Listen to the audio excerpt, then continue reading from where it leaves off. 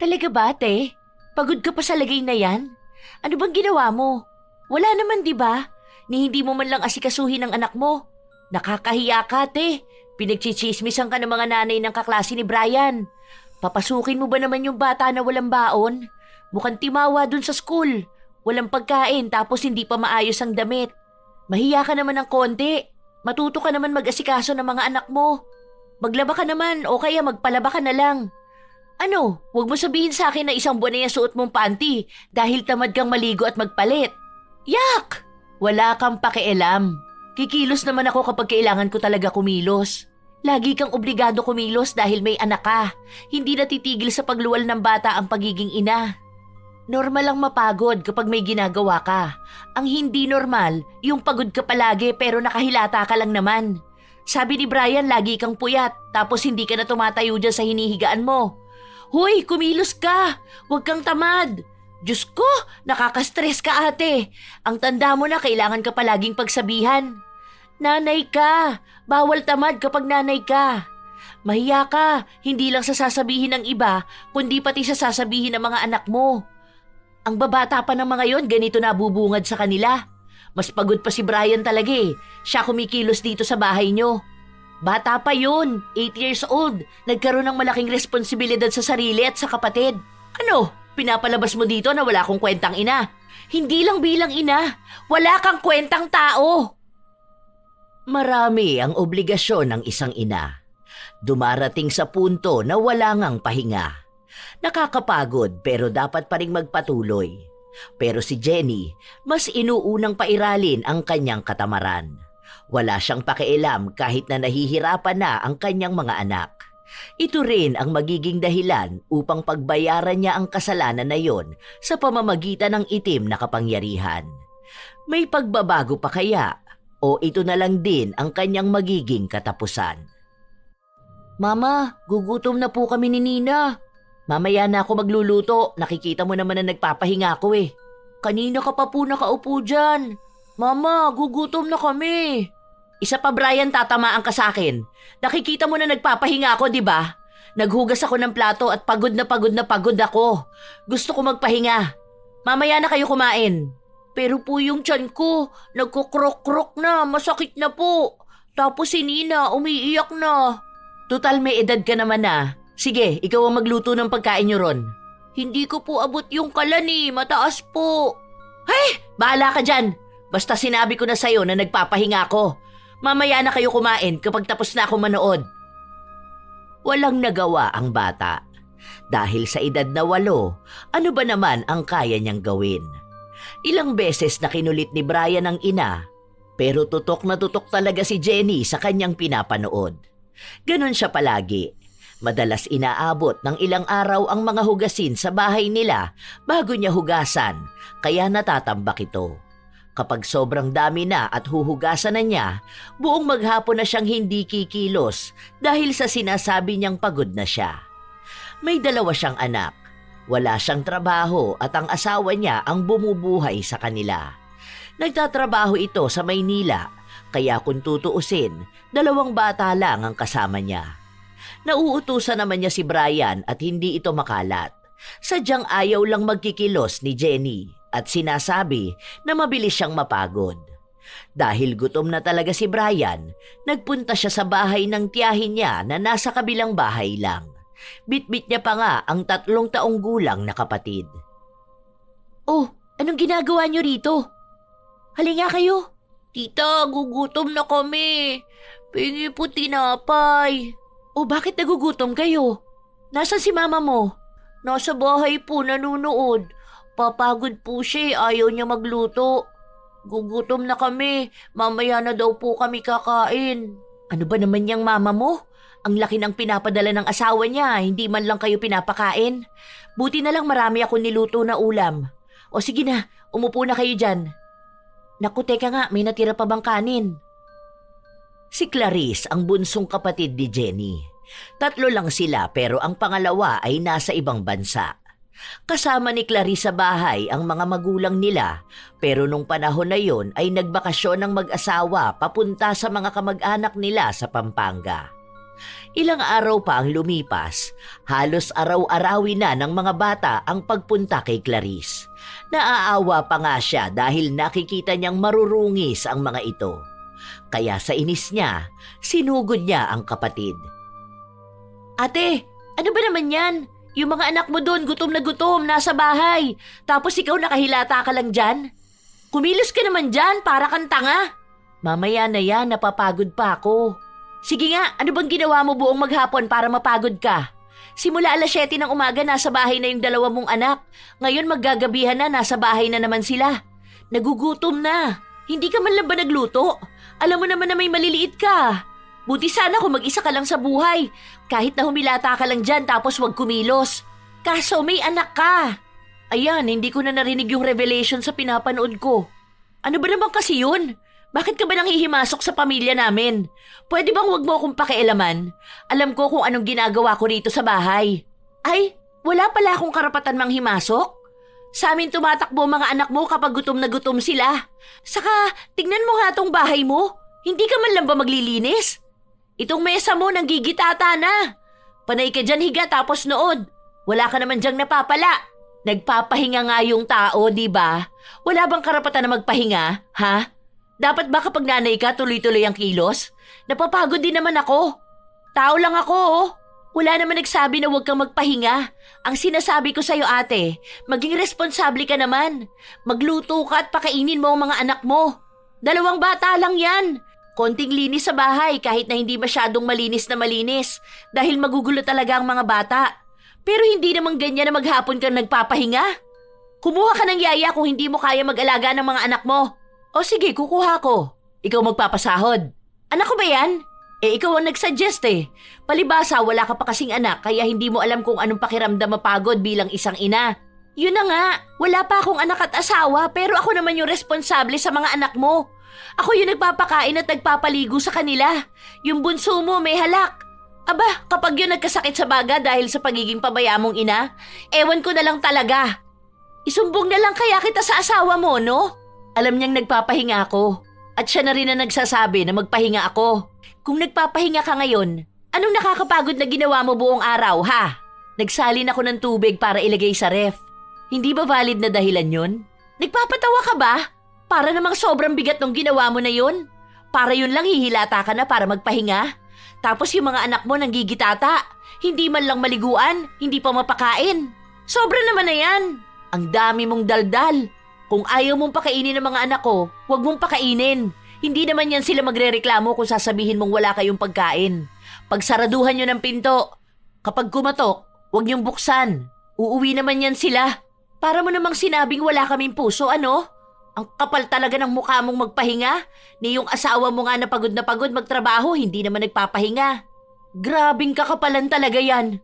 Konting kilos, pagod na, tapos maghapon pahinga.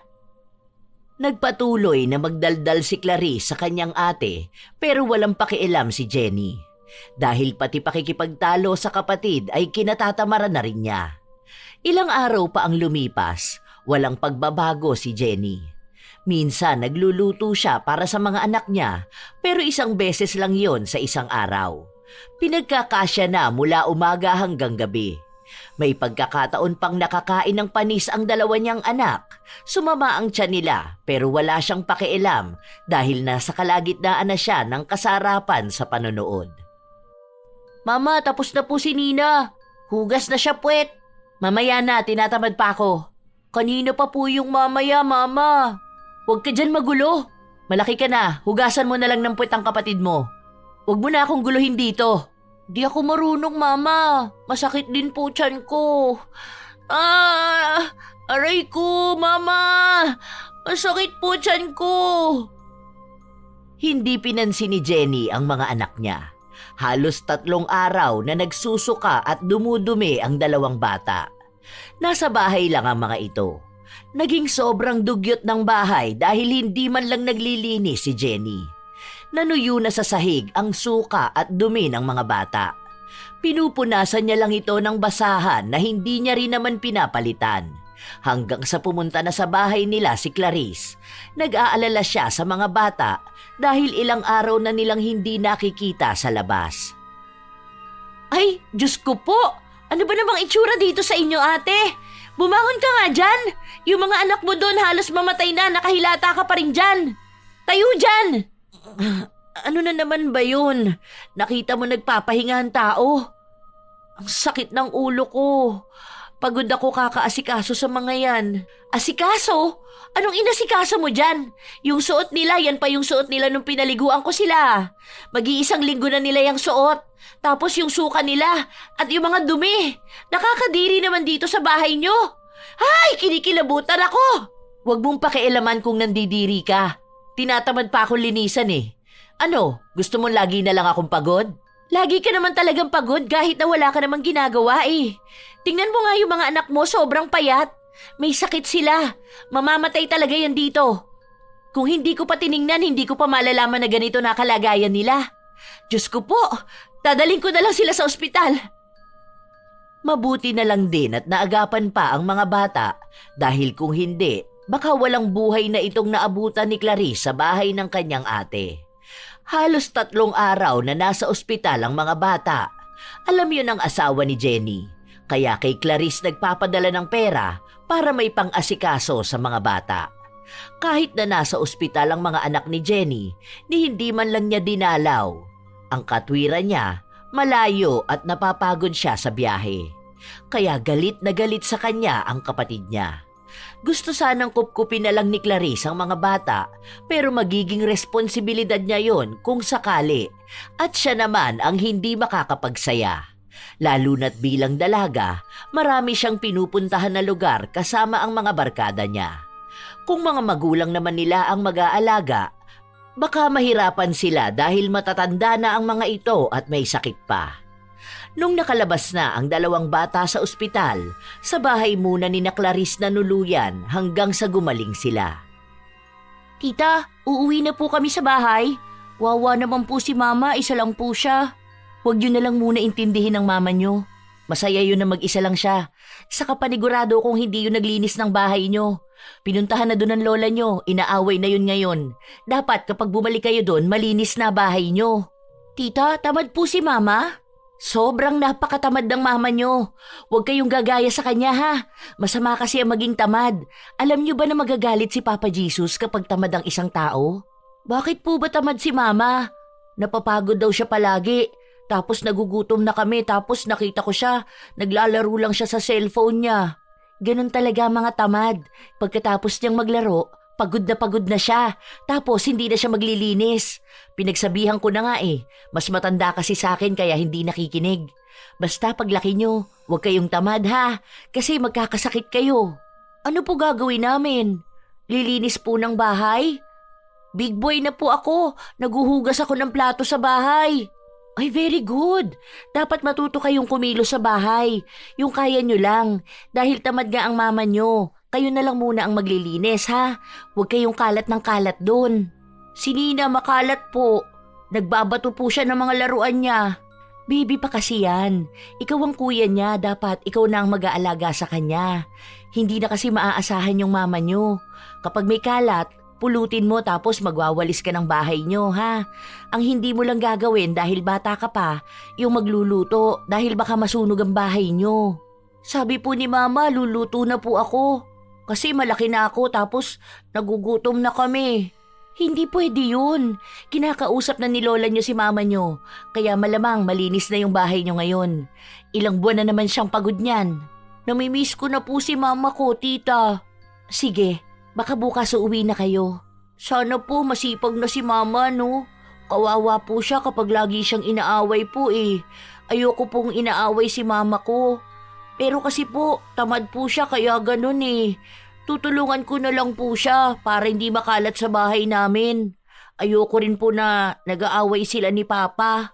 Nag-aaway ba sila ng Papa mo? Opo. Kapag po nag-uusap sila ganyan sa cellphone, nagagalit sa kanya si Papa. Sinasabi sa kanya magluto po siya, maglinis po, ganun. Nag-aaway sila. Sabi pa nga po ni Papa maghihiwalay na raw po sila eh. Kukunin daw po kami ni Lola tapos aalis na kami sa malayo. Ayoko po nun, tita. Gusto ko po kasama si Mama. Sana po maging masipag na siya. Hindi na kumibo pa si Clarice dahil nagtuloy-tuloy ang daldal ng kanyang pamangkin. May utak na si Brian, kaya alam na nito ang mga nangyayari. Lalo na kapag naririnig niyang nagtatalo ang mga magulang niya. Naiintindihan na niya kung ano ang dahilan at ang mga pinagsasasabi nila. Kaya laging pinagsasabihan noon ni Clarice ang kapatid na huwag ipaparinig sa mga anak niya ang pakikipagtalo niya sa asawa niya dahil matatandaan ng mga bata ang mga salitang binibitawan nila.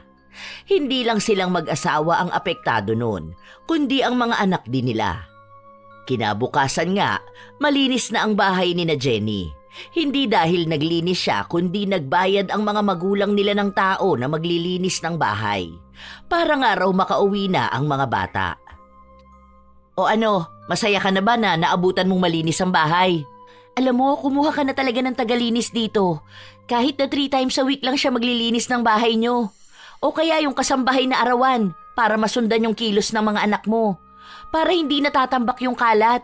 Saka ikaw rin naman, maging responsable ka naman. Tingnan mo nga yung lamesa, may kalat na agad oh. Nakita mo na pala bakit hindi mo pa itapon, di ba? Pagod ako, tinatamad akong tumayo. Hindi ka man lang ba nahihiya sa mga sinasabi mo? Naririnig ng mga anak mo yung palagi kang tinatamad. Huy ate, matanda ka na.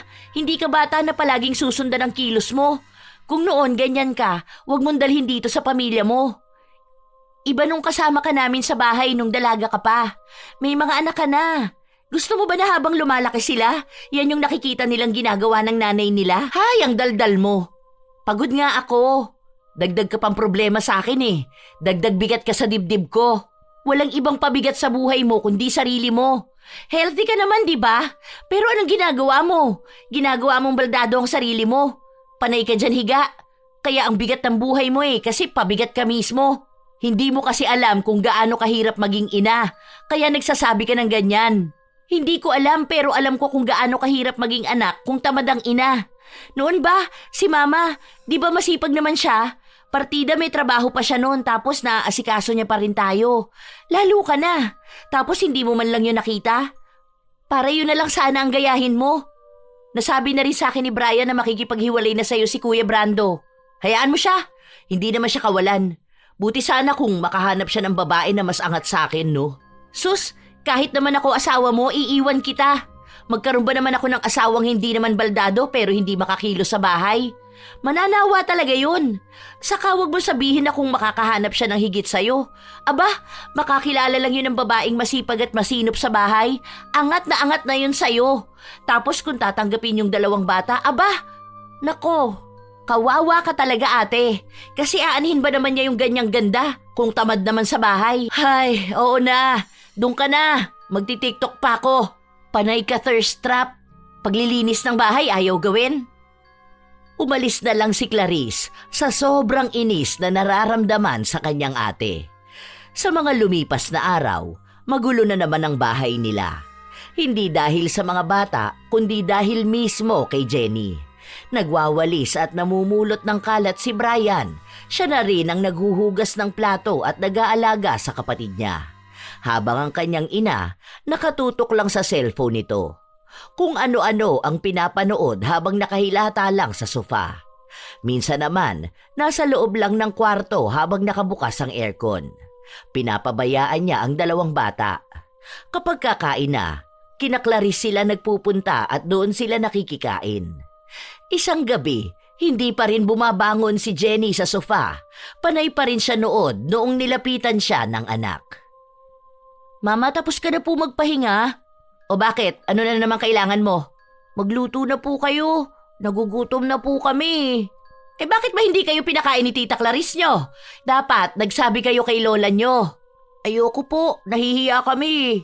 Hindi naman po namin yun bahay. Dito po ang bahay namin. Saka sabi po ni Papa, wag daw po kami lagi hihingi sa ibang tao. Sus, wag niyong pakinggan ng Papa nyo. Kung nagugutom na ba kayo hindi pa ba kayo hihingi ng pagkain sa ibang tao? Saka tita nyo naman yun, tapos ando ng lolo't lola nyo. Pero dito po ang bahay namin, hindi pa po kasi ako marunong magluto O sige, tuturuan kita para alam mo kung paano magluto. Pagod ako ngayon, kailangan ko ng pahinga. Bukas na lang. Pero nagugutom na po ako, Mama. Pumunta ka kay tita mo. Hingi ka ng pagkain. Dali na. Ayoko po. Nagpahinga ka naman na po, di ba? Mula po umaga hanggang gabi nakahiga lang po kayo. Hindi pa yon ang pahinga. Kulang pa yon. Sige na, bukas na lang kita tuturuan magluto. Para kapag nagugutom kayo, magluluto ka na lang. Para hindi laging pagod si mama mag-asikaso sa inyo. Hingi ka na ng pagkain kay tita mo. Nahihiya na ang bata. Madilim na ang paligid tapos lalabas pa siya para manghingi ng pagkain sa tiyahin nila. Pinakain na lang ni Clarice ang dalawang bata. Tapos nun, nanghingi pa si Brian ng pagkain para daw sa mama niya.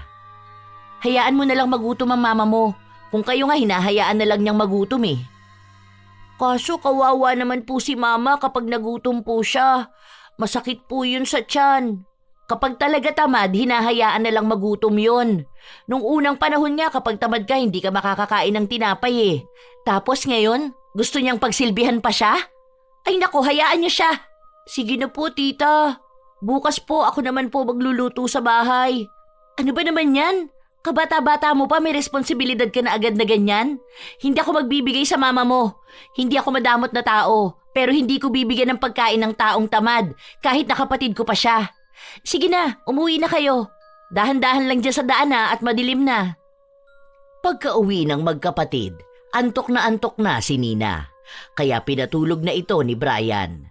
Nakatulog na rin ang bata pero hating gabi noong nagising siya dahil sa malakas na pagtawa ng kanyang ina. Hindi pa rin ito natutulog. Panay pa rin siya panonood.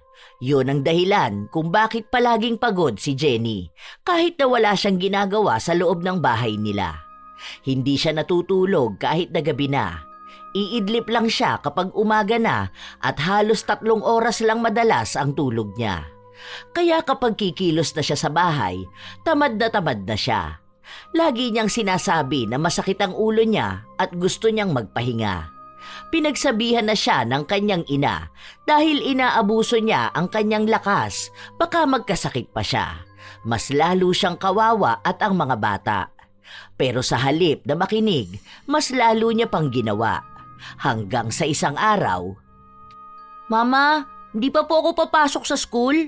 Enrollment pa nga lang, papasok ka na? Kailan po ako papasok? Grade 1 na po ako, Mama. Saka na kita ipapa-enroll, ang daming tao ngayon sa school. Hayaan mo, kung hindi ka ulit makakaabot ngayon, next year ka na lang. Ayoko po, Ma. Grade 1 pa rin ako. Matanda na po ako. Si Jepoy nga po, grade 2 na po siya eh. Bata ka pa, huwag ka magmadali. Hindi naman lahat ng bagay minamadali eh. Alam mo naman na ang bilis kong mapagod. Hindi ko yun kakayanin kung matagal akong pipila doon. Huwag mo akong guluhin. Alam mong nagtitiktok ako. Mama, gusto ko na po mag-aral. Sino naman mag-aalaga niya sa kapatid mo kapag nag-aral ka na? Ikaw po. Ang likot ng bata na yan. Di napagod naman ako. Mag-aral ka na lang kapag malaki na si Nina. Ayoko po. Sabi ni tita dapat po nag-aaral. Gusto ko po mag-aral, Mama. Doon ka sa tita mo magpunta para siya mag-enroll sa'yo. Doon ka na muna. Nahihilo ko. Matutulog ako dahil pagod ako ngayon. Kay Clarice na lang nakiusap si Brian para makapag-aral siya. Wala pa siyang uniforme at kahit na anong gamit sa paaralan. Hindi kasi lumalabas si Jenny para bumili dahil tinatamad siyang makipagsiksikan sa mga tao. Nanghihingi na lang ng pera si Jenny sa ama ng mga bata. Hindi kasi nagbigay ng pera si ate. Ewan ko ba sa kanya kung bakit hanggang ngayon hindi pa rin niya ine-enroll si Brian. Last day na pala ngayon. Buti nakahabol pa ako kanina. Nakiusap na lang ako dahil nga 8 years old na tong anak niya tapos grade 1 pa rin. Sana lang magtuloy-tuloy pumasok tong bata at mahirap kapag tumanda na to tapos saka lang mag-aaral. Baka tama rin na rin to. Madamay sa kanya na walang pangarap sa buhay. Kahit na kapatid ni Clarice si Jenny, hindi niya maiwas ang sarili na magsabi ng masasamang salita rito.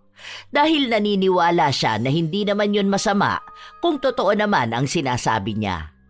Dahil alam niya na ang mga bata madalas na nahihiya kapag matanda na sila tapos nag-aaral sila na ang mga kaklase nila ay hamak na mas bata sa kanila. Naaawa siya sa mga pamangkin na baka mawala ng kinabukasan dahil lang sa katamaran ng kanilang ina. Hindi kasi agad makauwi si Brando para kausapin ng asawa. Ilang linggo pa ang lumipas, nagsimula na ang araw ng pasukan. Inaasahan ni Brian na aasikasuhin siya ng ina pero naglalaro lang ito sa kanyang cellphone. Mama, may baon na po ako. Kakain na po ako, papasok na po ako sa school. Pagod ako, magluto ka na lang doon ng almusal mo. Paano niya ng kapatid mo? Sino mag-aalaga? Dalhin mo na lang sa school nyo. Bawal po yun. Ikaw na lang po, uuwi din naman po ako mamaya. Hay, sige na nga. Huwag na kung ano-anong gawin mo sa school nyo ha. Umuwi ka na agad dahil mag-aalaga ka pa ng kapatid mo. Ngayon na matanda ka na, dapat alam mo na ang responsibilidad mo para tulungan mo ang mama mo, ha? Opo, mama.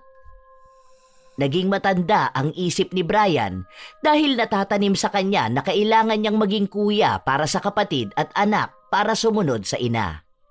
Habang ang mga kaklase niya ay hinahatid at sinusundo ng kanilang mga ina, siya naman ay mag-isa lang palaging inaasikaso ang sarili.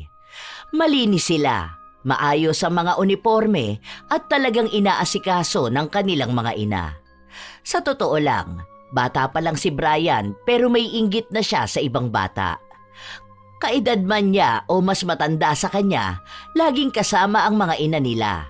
Habang siya, kahit sa loob ng bahay nila, para bang wala siyang ina. Isang hapon, umuwi siya. Iyak ng iyak ang kanyang kapatid. Mama, gutom na po ata si Nina. Sakto naman umuwi ka na rin. O sige na, magsaing ka na doon. Tapos magluto ka ng itlog. Ilaga mo na lang tapos kumain na kayo. Ako naman, bili mo na lang ako ng ulam doon sa karinderya. Bilisan mo, kanina pa ako nagugutom. Bakit po hindi kayo kumain kanina? Kawawa naman po si Nina. Sabi ko sa'yo wag mong iiwan ang kapatid mo para may mag-aalaga sa kanya. May ginagawa ako, saka ayoko magkikilos. Mabilis ako mapagod, di ba? Nahihilo ko, masakit ang ulo ko. Walang nagawa si Brian dahil gutom na rin siya. Hindi siya kumain kaninang tanghali dahil wala naman siyang baon na pagkain. Hindi rin naman nagbigay ng pera ang kanyang ina. Katwiran nito, pwede naman na magluto ang bata kung gusto niya talaga ng may baon siya. Pagod na rin si Brian, lalo na at bata pa siya, para mag-asikaso ng mabibigat na bagay. Matapos niyang asikasuhin ng kapatid, saka siya naghugas ng plato. Hirap na hirap pa nga siya dahil maliit siya at mataas ang lababo. Tanging bangkulang ang gamit niya. Habang kumikilos si Brian sa bahay, naririnig niya ang ina na tawa ng tawa sa pinapanood niya. Ganon siya palagi. Araw-araw. Minsan, kapag hindi siya nagluluto, kumakain sila ng kapatid niya ng sardinas. Nasugat pa nga siya noon sa lata, pero hindi ginamot ng ina. Minsan naman, mismong ang tita niyang si Clarice ang pumupunta sa bahay nila para magbigay ng ulam nila o kaya ay pinapupunta sila sa bahay nila para doon na sila kumain. Hanggang sa umuwi ang kanilang ama.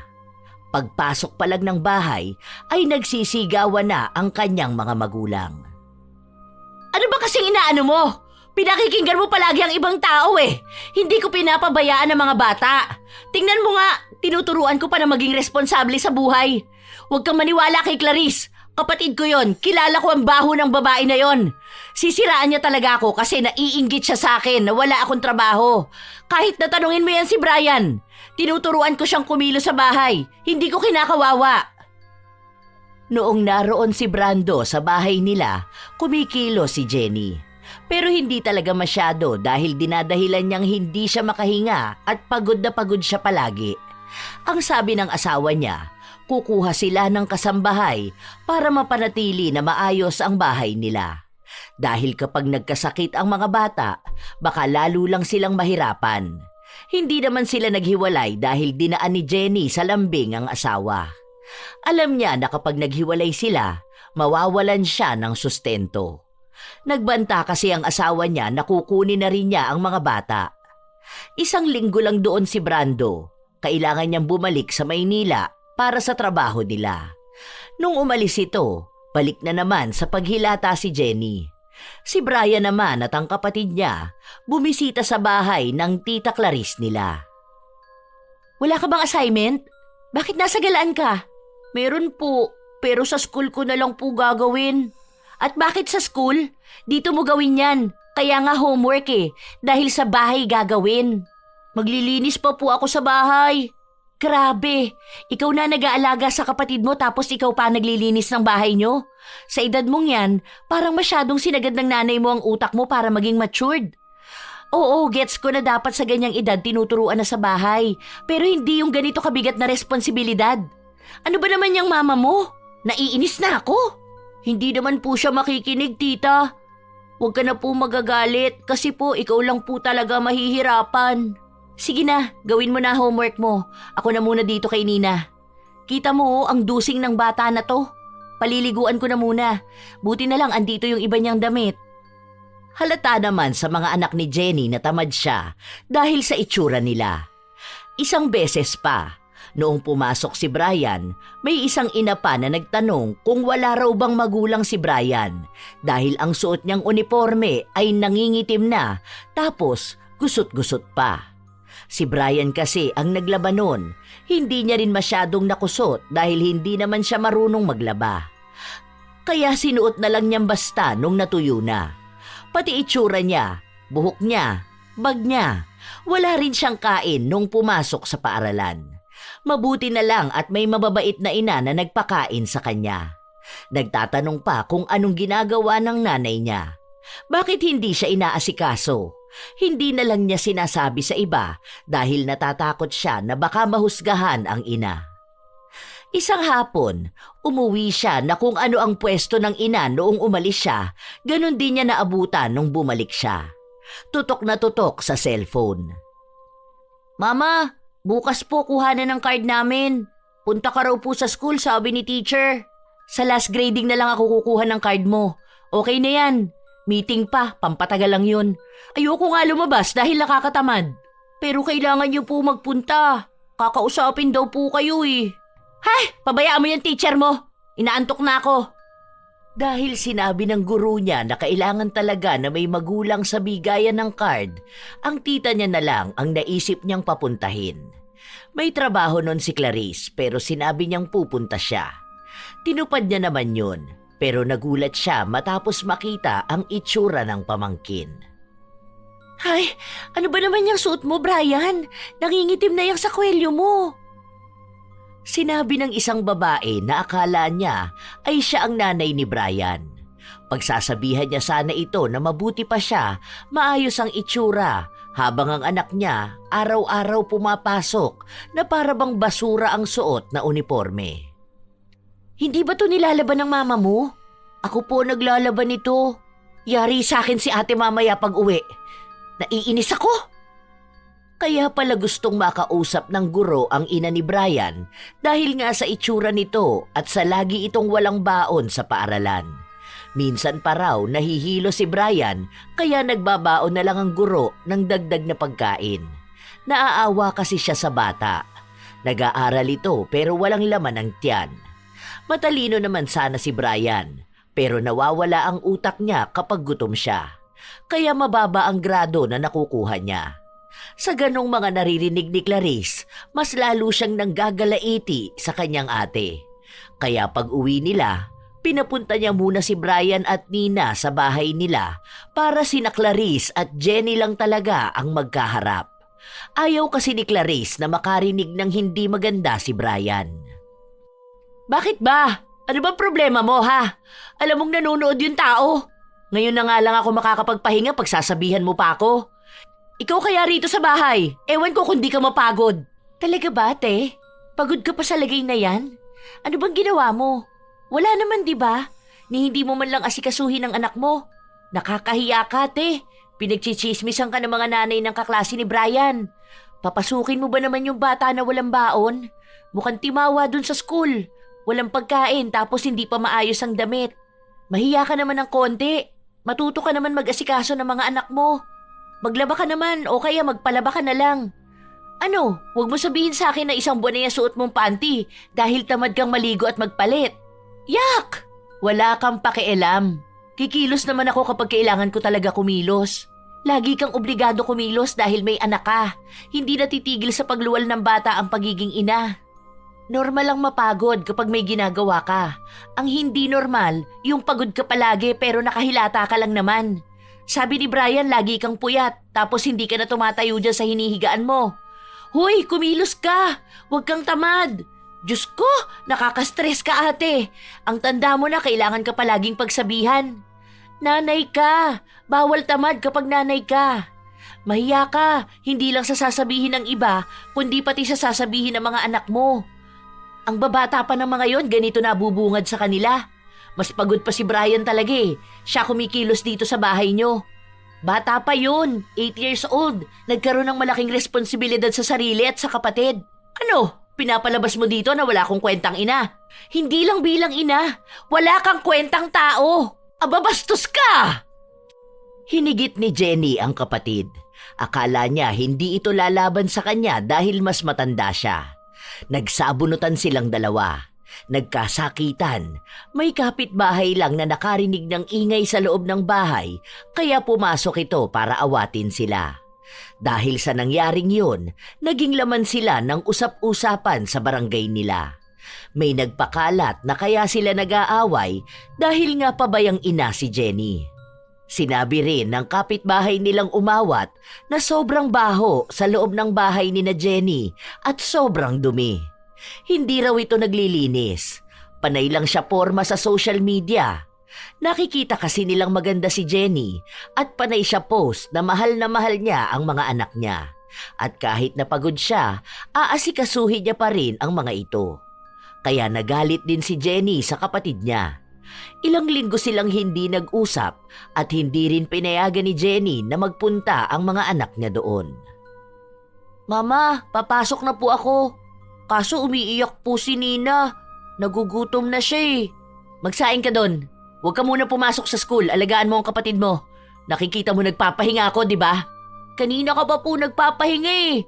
Sige na po ma, test po namin ngayon. Wala akong paki dyan. Alagaan mo ang kapatid mo. Matuto ka naman sa buhay. Hindi yung antamad mo dyan. Sa akin na lang iaasa lahat. Napapagod din ako, no?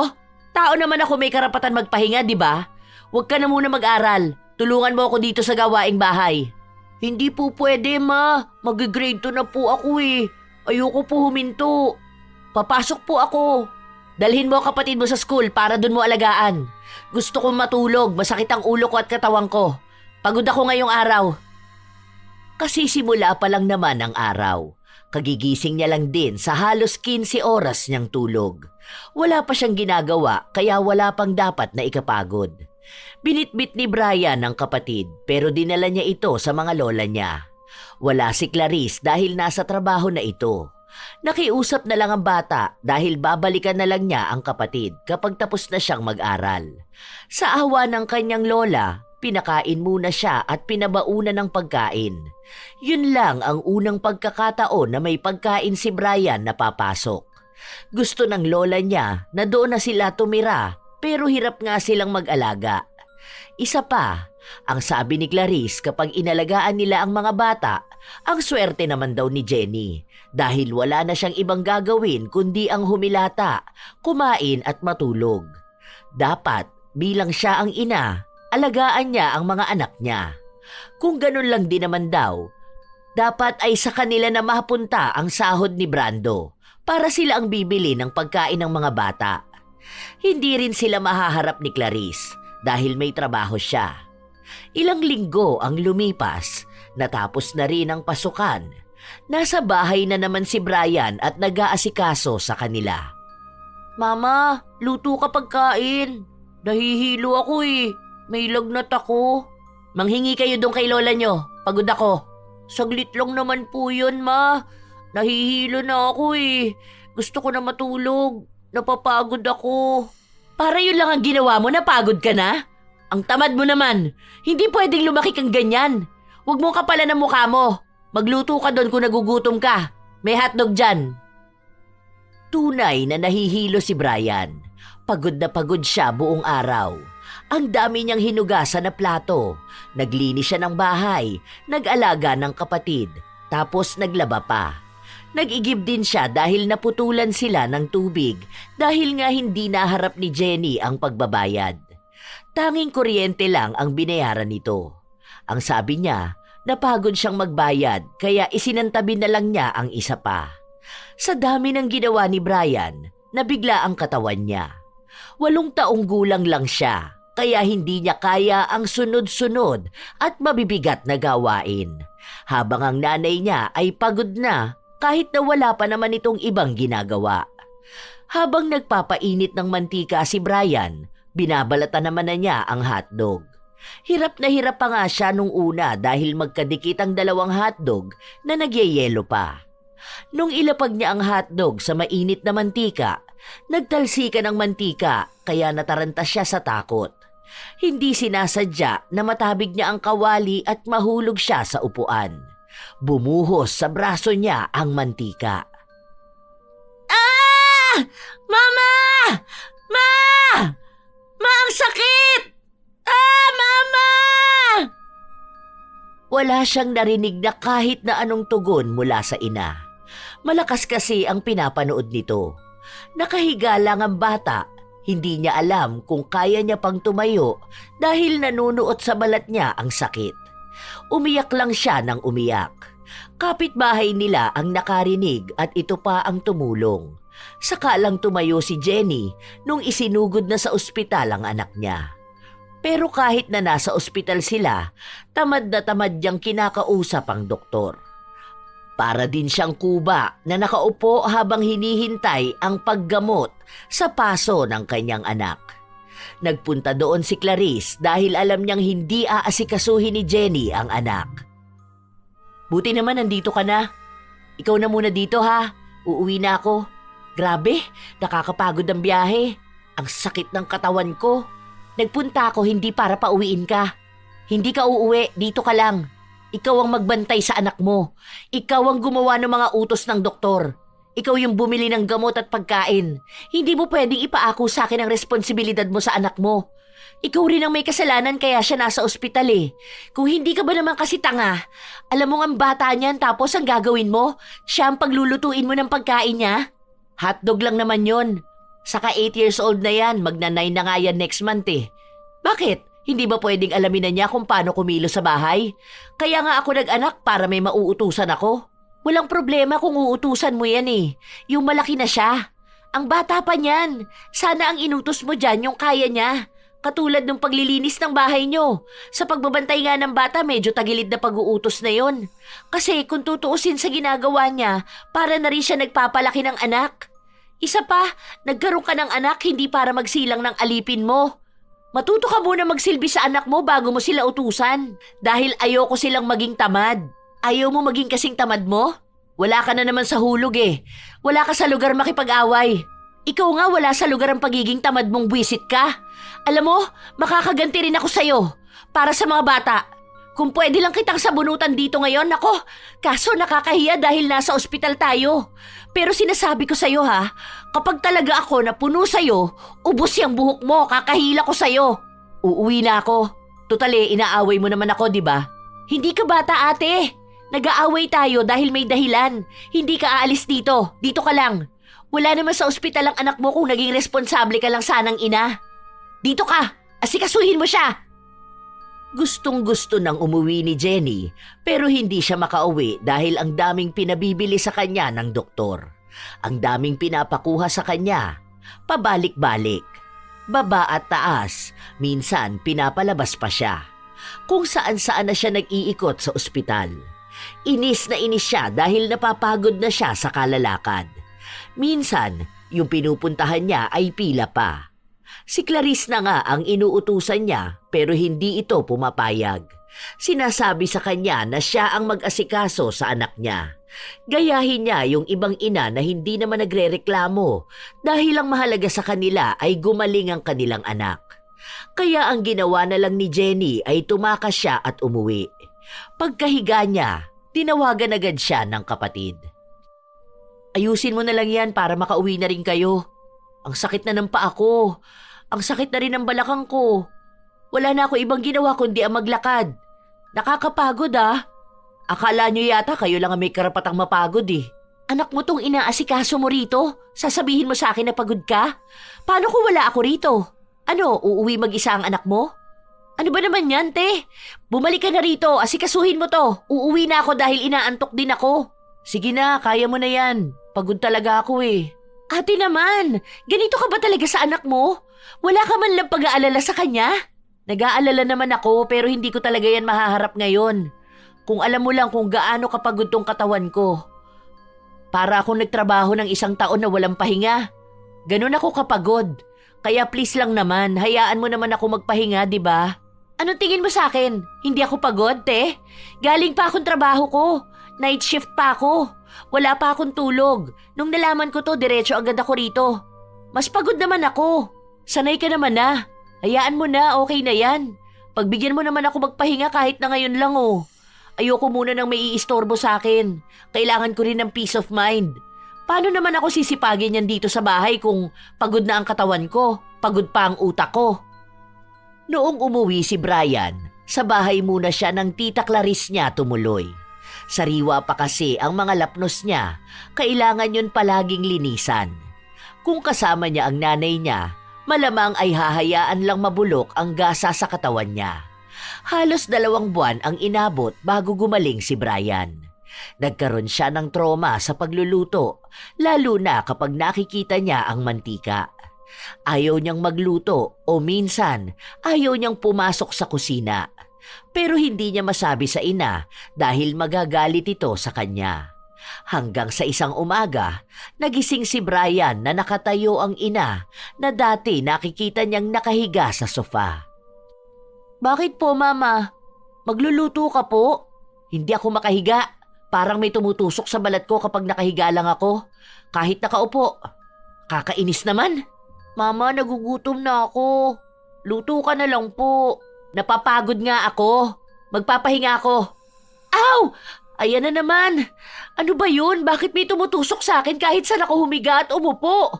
Paano ako nito? Ano? Lagi ako nakatayo? Pagod na pagod pa naman ako. Sinubukan ni Jenny humiga sa kabilang kwarto. Pero ganun pa rin.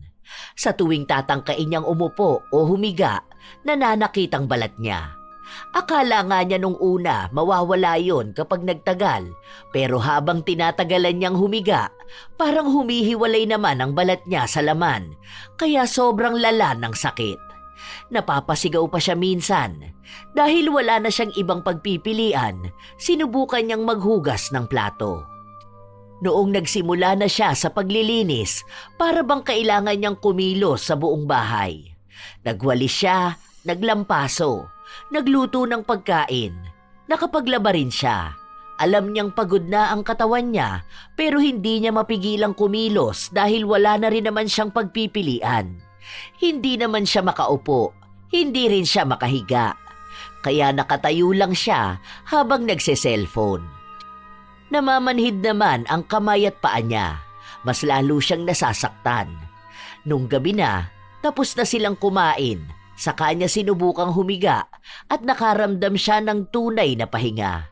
Wala na yung masakit sa katawan niya. Maya-maya pa, nagpunta sa kwarto ang kanyang anak. Mama, salamat nagluto ka. Nakakain kami. Anong salamat doon? Pagod na pagod ako kung alam mo lang. Huwag ka magpasalamat dyan. Dapat tinulungan mo ko. Kung alam mo lang kung ano tong pakiramdam ko. Parang binugbog ako sa sakit ng kasukasuan ko. Kaya ayoko nagkikikilos eh. Sumasakit talaga ang katawan ko. Tinulungan naman po kita. Ako nga po yung nagtapon ng basura, di ba? Saka pinaliguan ko rin po si Nina. Tapos pinatulog ko siya. Inayos ko po yung mga gamit dito sa bahay. Napagod din po ako. Matulog ka na. Maglalaro pa ako. Hindi ako makapaglaro kanina eh. Nakakainis na pakiramdam yun. Ang buong akala ni Jenny, isang beses niya lang yung mararamdaman. Paano? Gising siya buong magdamag. Panay lang siya laro at nood. Sinusulit niya ang hindi niya nagawa kanina. Pero nung sumapit ang 8:00 ng umaga, balak na sana niyang matulog pero bumalik na naman yung sakit na nararamdaman niya kapag nakahiga siya at hindi kumikilos. Ano ba naman to? Bakit ba ganito ko? Sinusumpa ba ako kaya ayaw man lang ako bigyan ng tamang pahinga? Naglaro lang naman ako kanina dahil kailangan ko rin naman ng oras para sa sarili ko. Ngayon na matutulog ako, Hindi na naman ako makahiga. Ano to? Magpapakapagod na naman ako buong araw? Ay, buwisit naman yan. Pinilit niyang matulog. Tiniis niya ang sakit pero hindi na niya kaya nung parang nasusunog na ang balat niya. Kahit na maiyak siya, walang nangyayari. Nung araw na yon, nahihilo na siya dahil wala siyang tulog. Umaga talaga siya natutulog kaya madalas na wala siyang lakas. Pero ngayon na hindi siya makatulog, naglaban na lang ulit siya nung mga damit na hindi niya natapos. Sinadya siyang puntahan ng kapatid niya at naabutan siya nito na nagsasampay. Wow, himala ah! Paano nangyari yung naabutan kitang nagsasampay? Baka naman lagnatin ka niyan, ate. Hindi ko alam na pwede pa pala mangyari tong ganito. Nakakamangha naman. Nagpapakapagod ako para makapagpahinga na ako. Inaantok ako, wag mo ko ngayong inisend, Clarice. Alam mo na mainit ang ulo ko. Siguro naman kahit na sinong pagod, mainitin ang ulo, di ba? Umuwi ka na sa bahay mo, wag ngayon. Utang na loob na lang, Clarice. Hindi naman kita iinisin. Sasabihin ko lang na na-enroll ko na si Brian. Grade 2 na ang anak mo. Buti na lang mabait yun at determinado talaga siyang makapag-aral. Masipag. Halatang hindi nagmana sa'yo. Yung uniform niya, ayan. Ayusin mo naman yung paglalaba. Hindi pa natatanggal yung mga dumi sa kwelyo. Bilhan mo yan ng bagong uniform, ha? Ay, hindi na pala. Ako na lang magsasabi kay Kuya Brando para uniform na mismo ipadala niya rito. Baka mamaya wala na namang paglagyan ng pera nyo. Andun sa pagbili mo sa mga nilalaro mong online games. Ibibili mo na naman yan sa ML. Okay na yan, inaantok na talaga ako. Kanina pa ako hikab ng hikab, no? Yung mata ko nga napipikit na eh. Eh bakit kasi hindi ka natutulog? May masakit nga sa akin kapag humihiga ako. Tingin mo ba makakatulog ako nun?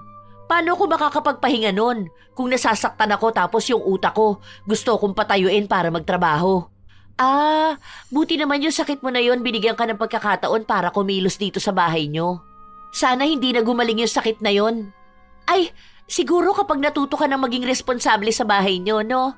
Ikaw lang talaga ang natutuwa kapag may masakit sa akin. Hindi ako natutuwa sa sakit mo. Ang sinasabi ko, natutuwa ako dahil alam mo na ngayon kung paano kikilos dito sa bahay nyo. Masaya ka na ba na pagod ako maghapon? Na dapat lang naman. Sa tagal mo ba naman nagpahinga? Sapat lang na makaramdam ka naman ng pagod ngayon. Grabe naman na yan kung tumanda ka na't lahat-lahat, wala ka pa rin silbi sa bahay nyo. Nung baby pa mga anak mo, sina mama nag-alaga dyan. Huwag mo naman naiasa buong buhay ng mga bata sa mga kamag-anak mo. Hindi ko naman inaasa, di ba? Pinapaalaga ko lang naman. Nakikisuyo ako dahil mabilis akong mapagod. Hindi ka mabilis mapagod. Iniisip mo lang yon kaya ka napapagod. Wala ka pa nga ginagawa na papagod ka na. Ibig sabihin lang kasi nun, kung ano yung iniisip ng utak mo, yun mismo ang nararamdaman ng katawan mo. Ang dami mong paniniwala dyan. Tumabi ka nga, lalo ako napapagod kapag kausap kita. Pero okay na rin yan. Hindi na lang iniisip mo na napapagod ka. Ginagawa na talaga ng katawan mong pagurin ka. Masasanay ka rin yan. Paano kasi, simula bata ka, hindi ka pinapakilos ni na mama. Buti nga sa'yo, alam mo na ngayon paano kikilos. Nanay ka na, karamihan pa naman sa mga nanay pagod sa kaalaga sa mga anak nila. Ayan, para naman may makita ang mga anak mo na mabuti sa'yo. Baka paglaki nila tapos nag-usap tungkol sa mga nanay.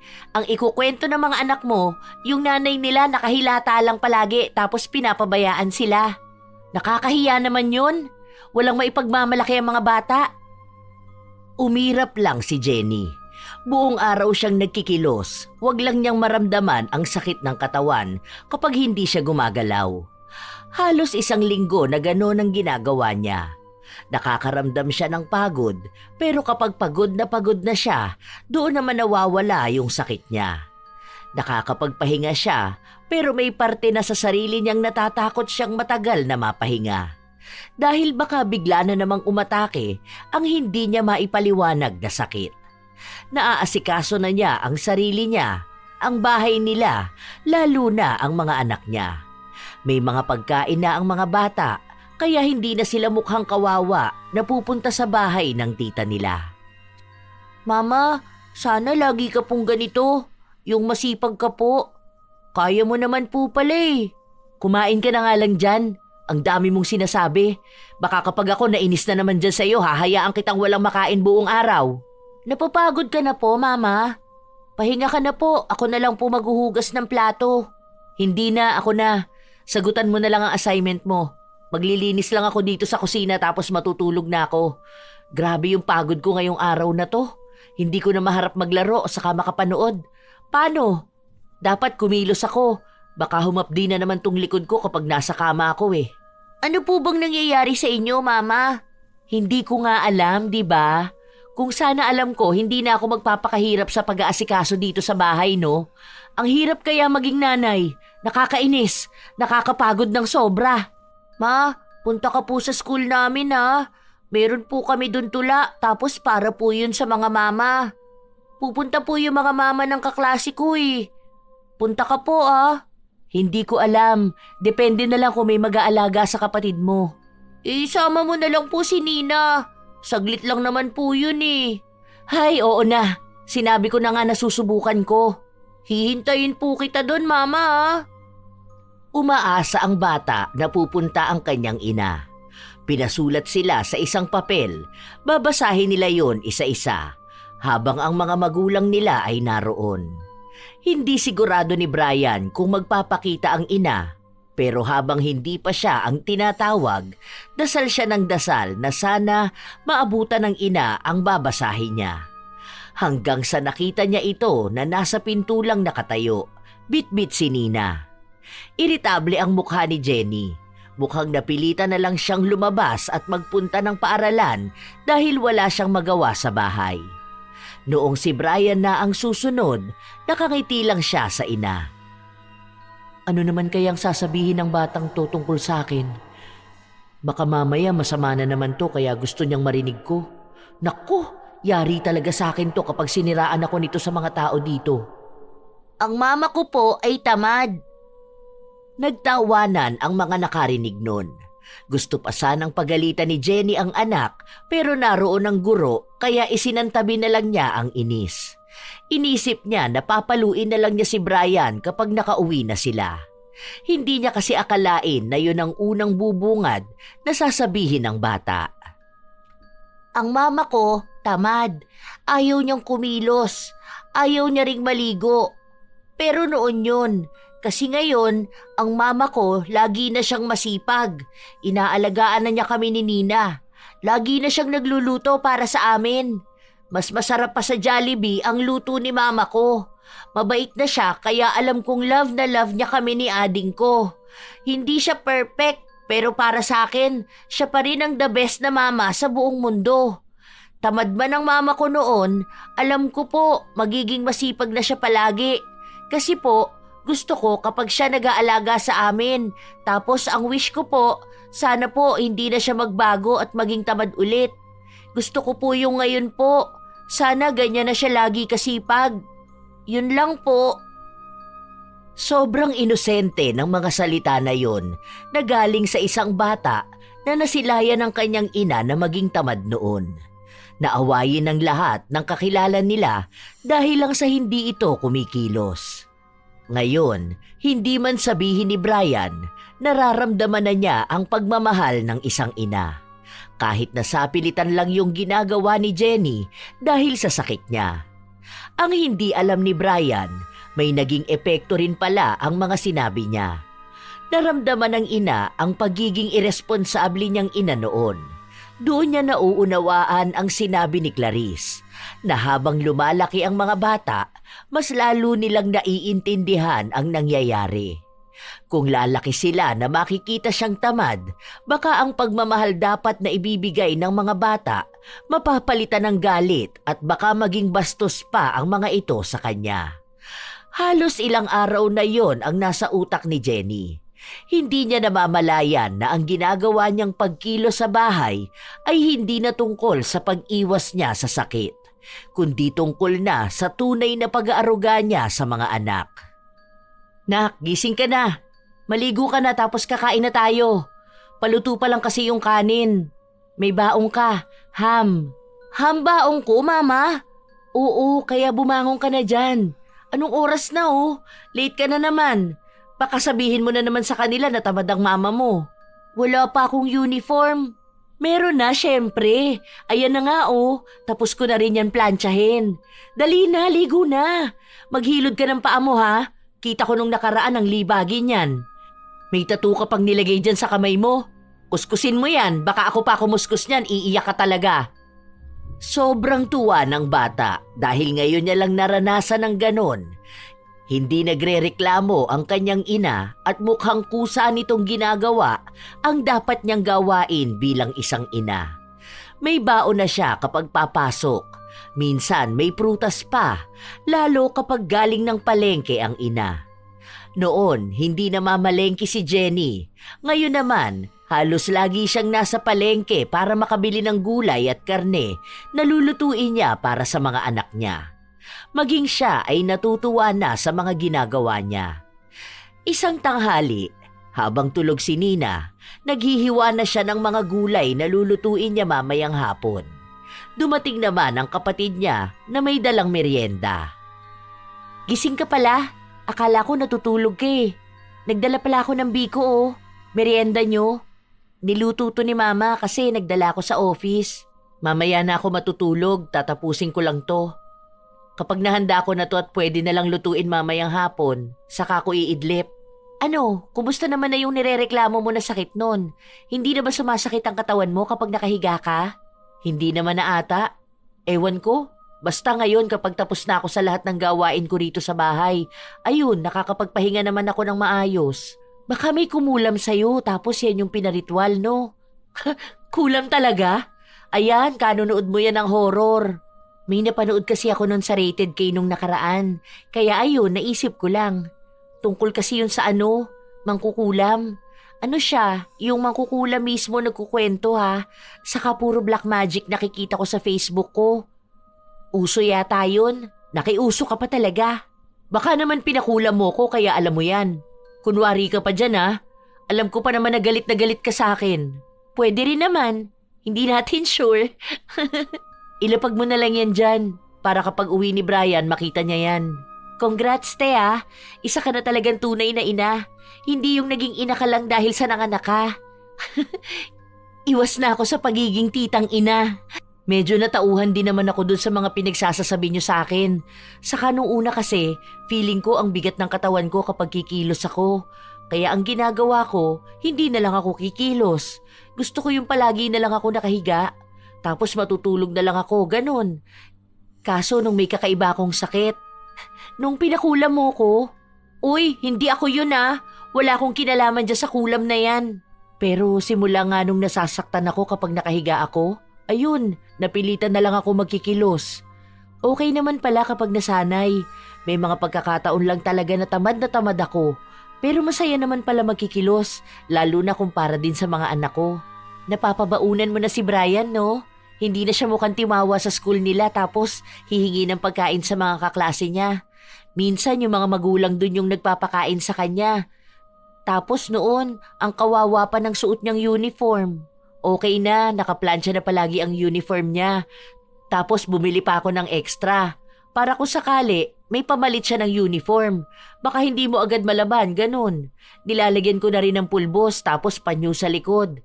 Alam mo naman mga bata, madalas gusto magpapawis. Natutuwa talaga ako. Halatang malaki na yung naging improvement mo. Kitang-kita ko na gusto mo na tong ginagawa mo. Bumabawi lang ako sa mga bata. Ang tagal kong pinakita sa kanila na parang wala akong pakialam sa kanila eh. Salamat din pala sa inyo ni na mama ha. Kayo yung nag-alaga sa mga anak ko nung panahong tamad na tamad akong kumilos. Okay lang yun. Basta wag mo na uulitin yun ha. Oo naman. Baka ipakulam mo na naman ako. Hoy, hindi talaga ako yun no. Pero at least di ba, tama lang yung ginawa niya sa'yo. Kung ako rin naman, ipapakulam talaga kita. Buti na lang wala akong kilala. Sino naman pala? Oo nga pala, uuwi na si Brando sa susunod na linggo. Tapos ang sabi niya, mag-outing daw tayo. Sige, gusto ko yan. Magli-leave ako na dikit sa day off ko para makasama naman ako sa inyo. Gusto ko yung ganyan na outing. Ang sabi niya, gusto niya raw i-celebrate yung pagbabago ko. Ang sabi ko pa nga sa kanya, para namang malaking achievement to ngayong taon. Aba, malaki talaga ah. Kasi ngayon pa lang nakikita ko na yung pagbabago mo. Natuwa na rin sa iyo ang asawa mo. Buti naman no, akala ko lagi na lang kayo mag-aaway tapos maghihiwalay kayo. Kawawa naman ng mga bata, tapos dahil lang yun sa pagiging tamad mo. Sana nga tuloy-tuloy na to. Saka sana magaling na rin ako. Hindi ko alam kung totoong nakulam ako o pinarurusahan ako sa panay ko hilata. Pero tandaan mo, uso pa rin ang pahinga ha. Huwag aabusuhin ang sarili sa panay pagkikilos. Pwede ka pa rin naman magpahinga at humilata. Huwag lang katulad noon na nagkakasakit ka na dahil sa hindi ka tumatayo sa higaan mo. Oo, hindi na talaga. Hindi na rin naman ako sanay na walang ginagawa. Yung hihilata lang ako. Parang yung utak ko lagi akong pinapaalalahanan ng gagawin ko. Pero kapag pagod naman ako, ayun, nakakapagpahinga ako. O sige na, aalis na ako para matapos ka na dyan at nang makaidlip ka na. Sa mga lumipas na araw, naging masaya ang bahay ni na Jenny. Hindi na katulad noon na unang pasok pa lang ay parang ang bigat na. Dahil nga wala siyang ibang ginawa kundi ang humiga at mapagod kahit na wala pa naman siyang ibang ginagawa. Noong sumapit na ang araw na umuwi ang asawa niya, masaya na ang bungad sa bahay nila. Malayo na sa dati na wala silang ibang ginawa kundi ang magsigawan, habang ang mga anak nila ay nakikinig lang sa kanila. Bago sila umalis, nagpunta si Clarice sa bahay nila para tumulong. Okay naman na, magluluto lang naman ako tapos aalis na tayo. Ako na dito sa lumpia. Sige, yan na ang pagtuunan mo ng pansin. Yung ibang pagkain kami naman ang may dala. Ando na naman na sa sasakyan. O sige, patapos naman na to, tapos piprito ko na yan. Hindi na te, sige na, ako na dito. Madali lang naman to eh. Mag-asikaso ka na ng sarili mo. Parang yung mantika ang pinanghilamos mo kaya ganyan ka oily ang mukha mo. Grabe ka naman. Hindi pa lang kasi ako nakakapaghilamos, no? Oo nga. Dali na, ako na rito. Okay na yan. Itabi mo na lang sa isang gilid tapos palamigin. Ako na maglilinis dito sa kusina. Ayusin mo na muna ang sarili mo. Baka haggard ka na naman pag nag-outing tayo. Hinayaan na lang ni Jenny ang kapatid sa kusina. Ang dami niyang niluto simula pa kaninang umaga kaya pagod na talaga siya. Pero wala naman na yon sa kanya. Dahil ang inaalala niya ay yung magiging masaya nilang samahan mamaya. Tuwang-tuwa na naman siguro ang mga bata. Nung matapos na siyang maligo, naghahanap na siya ng susuotin niya. Pumasok sa loob ng kwarto ang kanyang anak. Oh, bakit? Akala ko naman nasa sasakyan ka na. Sige na, punta ka na doon. Tapos naman na kami magluto, aalis na tayo. Mama, masakit likod mo? Ha? Bakit mo naman naitanong? Si Lola, nilalagay niya po to sa likod niya kapag po masakit. Lagyan po kita? Ano yan, sa lompas? Hiningi mo pa yan sa lola mo? Opo, sabi niya maganda raw po ito kapag pagod po. Naaawa po ako sa inyo, mama eh, kasi po pagod kayo. Ito po oh, ako na maglalagay sa inyo. Salamat po, mama ha. Ano ka ba? Ako dapat ang nagpapasalamat. Thank you dito at naisip mo pa ako. Hayaan niyo po mama kapag po malaki na ako, tutulungan ko po kayo. Para hindi na kayo laging mapapagod dito sa bahay kakaalaga po sa amin. Pangako po na magiging masipag po ako at mabait. Para po kapag malaki na ako, gano'n na po kayo kina Lola na lagi nang nasa bahay tapos nagpapahinga po. Napangiti na lang si Jenny sa narinig niyang sinabi ng kanyang anak. Hindi niya naman inaasahan yon. Nakikita pala talaga ni Brian kung ano ang ginagawa niya. Hindi man niya alam kung ano ang iniisip ng anak niya. Iisa lang ang malinaw. Lalaking mabuting bata si Brian at ngayon mas lalo niyang gustong ipakita sa anak ang pagiging isa niyang ina. May mga tao talaga na hindi naiiwasan ang pagiging tamad. Para bang napakabigat na agad ng katawan nila kahit na wala pa naman silang ginagawa.